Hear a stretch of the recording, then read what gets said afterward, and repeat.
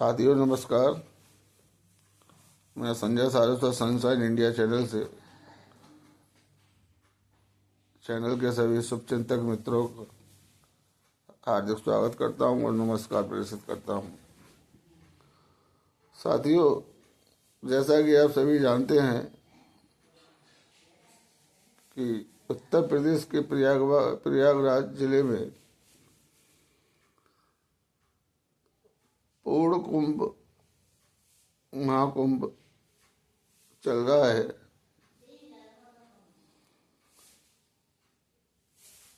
इस महाकुंभ जो कि लगभग 1.5 से 2 माह का आयोजन है। इस महाकुंभ का संचालन शुरुआत से लेकर 29 तारीख की आधी रात तक लगभग सही था, लेकिन 29 जनवरी की रात 1:30 से 2 बजे के बीच कुछ कमियां और कुछ जनता की भयावह भीड़ को देखते हुए वहाँ एक घटना घटित हो जाती है, जिस घटना में अनेकों लोग अपने प्राणों की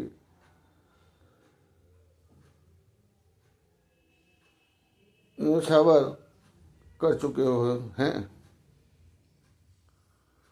साथियों, किसी भी प्रकार की घटना होना मानवीय जीवन में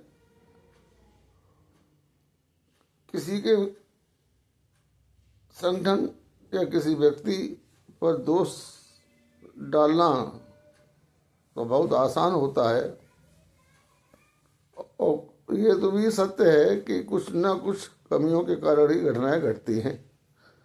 लेकिन घटनाएं घट चुकी हैं, उसके बाद जिस प्रकार से कुछ सनातन प्रेमी और कुछ विपक्षी पार्टियां उस मुद्दों को जो कि घटनाएं घट चुकी है, जिस प्रकार से एक गंदी राजनीति केवल और केवल कुछ मत प्राप्त करने के उद्देश्य के खातिर अपनी रोटियां सेक रहे हैं, वह वाकई में एक निंदनीय है। उसी में कुछ भूमिका सोशल मीडिया के प्राइवेट चैनल भी निभा रहे हैं। क्या मैं पूछना चाहता हूँ, जो प्राइवेट चैनल लोगों को की जान पर अपने चैनल चला रहे हैं या अपनी राजनीति कर रहे हैं, उन्होंने अपने किसी प्रतिनिधि को उन मानवीय घटना के कारण जो लोग परेशान हुए या जो लोग भयावह भीड़ के कारण अपने परिवारों को ढूंढने में या गुमशुदा हुए लोगों को देखने के लिए परेशान होते रहे, क्या उनकी मदद करने के लिए कोई आया था? ऐसा तो शायद किसी ने भी नहीं किया होगा, केवल वहाँ के आसपास के प्रयागराज की जनता को छोड़कर, या वहाँ जो श्रद्धालु थे उन लोगों को छोड़कर। लेकिन जिस प्रकार की राजनीति हो रही है, उसमें कुछ आचार्य और शंकराचार्य भी जिस प्रकार के बयानबाजी कर रहे हैं, वह उनको वाकई शोभा नहीं देता है। इतने बड़ा कार्यक्रम जिसमें कि करोड़ों लोगों का आस्था जुड़ी हुई थी और जुड़ी हुई है, के आयोजन में अगर इस प्रकार की घटना घटित हुई है, वह नहीं होनी चाहिए थी। इस बात को मैं भी मानता हूँ। अगर वह हो ही चुकी है तो अब होने के बाद उन मृतक लोगों के प्रति अपनी सहानुभूति, उनके परिवार के प्रति अपनी सहानुभूति प्रकट करने के बजाय आप उस पर राजनीति करने के प्रयास कर रहे हो और किसी भी शासन करने वाली पार्टी के ऊपर कटाक्ष करने में लगे हुए हो, क्योंकि ये इसलिए भी ज़्यादा हो रहा है क्योंकि दिल्ली में चुनाव हो रहे हैं और दिल्ली में चुनाव वही पार्टियां लड़ रही हैं जो, या उनके समर्थक पार्टियां लड़ रही हैं जो यूपी से भी संबंध रखती हैं। एक छोटे सा प्रोग्राम कोई व्यक्ति अपने परिवार में करता है तो उसमें सभी आगंतुक लोगों का या सभी पारिवारिक लोगों को संतुष्ट नहीं कर पाता है। कुछ परिवार के सदस्य उस प्रोग्राम में भी असंतुष्ट होकर अपने अपने घरों को प्रस्थान करते हैं और आयोजन करता परिवार को कमियों का दोष गिनाकर चले जाते हैं। जब एक आम जीवन में एक परिवार या एक संगठन द्वारा कोई छोटा सा प्रोग्राम करने में कमियां रह जाती हैं तो ये तो लगभग 50 करोड़, 40 करोड़, 44 करोड़, 45 करोड़ लोगों का आयोजन है और इतने बड़े आयोजन में कुछ दोष होता है, प्रशासनिक तौर पर कुछ कमियां रह जाती हैं और कुछ कमियां मानव जीवन के जीने वाले लोगों से भी होती हैं, क्योंकि हम आम जीवन में भी देखते हैं, हम किसी सड़क पर चल रहे होते हैं, वह सड़क जाम हो जाती है तो एक साइड से आने वाला व्यक्ति सामने वाली पट्टी जो कि दूसरी साइड से आने वाला रास्ता होता है उसको भी घेर कर खड़ा हो जाता है। अब जाम और विकराल रूप में धारण हो जाता है, जबकि मालूम सभी को है कि दोनों पट्टियां चालू रहेंगी तभी यातायात व्यवस्था सुधरेगी, लेकिन एक पट्टी जाम हुई तो वह दूसरी साइड की पट्टी को भी जाम कर देते हैं। ये हर शहर के अंदर है, भारत के अंदर, और पढ़े लिखे समाज के लोग ऐसा करते हैं, जबकि उस स्थिति में वहाँ ज़्यादा जनता का संख्या भी नहीं हो रही होती है, उसके बाद भी सड़कें जाम हो जाती हैं केवल हमारी जरा सी ना समझी के कारण। तो वह तो बहुत बड़ा प्रोग्राम था। शासन प्रशासन ने अपने स्तर पर शीघ्र से शीघ्र जनता को परेशानियों से बचाने का काम किया।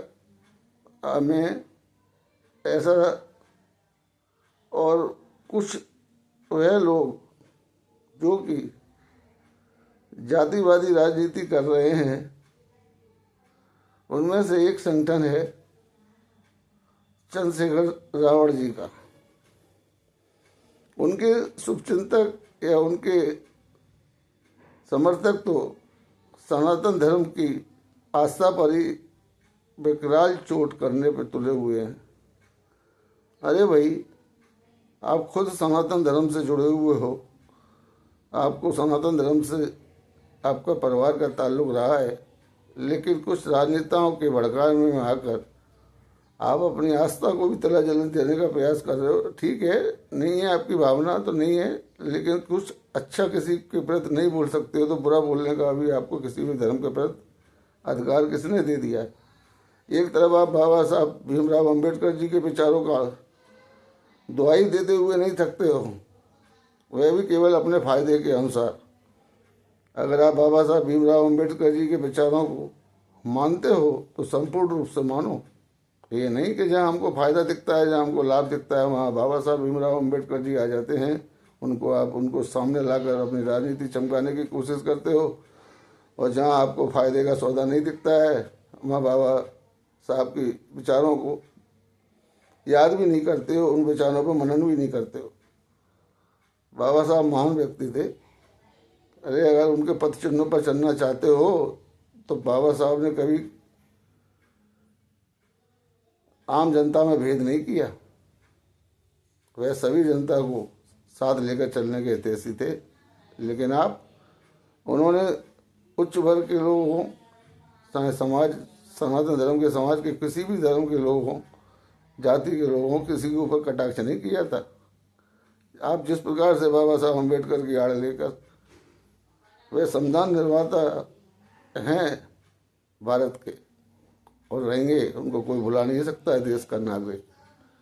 लेकिन आप ये देखो कि आप उनकी राजनीति, उनके नाम पर राजनीति कर कर और तुच्छ भाषाओं का प्रयोग करके किसी भी धर्म को गलत तो कह सकते हो, लेकिन ये आपकी अच्छी मानसिकता का उदाहरण पेश नहीं करती है। उस महान व्यक्ति को सही रूप में अगर आप सम्मान देना चाहते हो तो उनके संपूर्ण विचारों को अमल में लाओ। घटना घट चुकी है, महाकुंभ में ऐसा दोबारा सा ना हो। मैं शासन प्रशासन और के लोगों से यही प्रार्थना करता हूँ कि वह इस आयोजन को आगे कुशल मंगल रूप से समाप्ति की ओर लेकर जाएं। अब किसी भी जनता को जनहानि ना हो और समाज के लोगों से एवं राजनीतिक दलों से भी यही प्रार्थना करता हूँ कि मृतक आत्माओं को ईश्वर शांति प्रदान करे और उनके परिवार को इस दुखद घड़ी को सहन करने की शक्ति दे। नमस्कार साथियों, जय हिंद, जय भारत।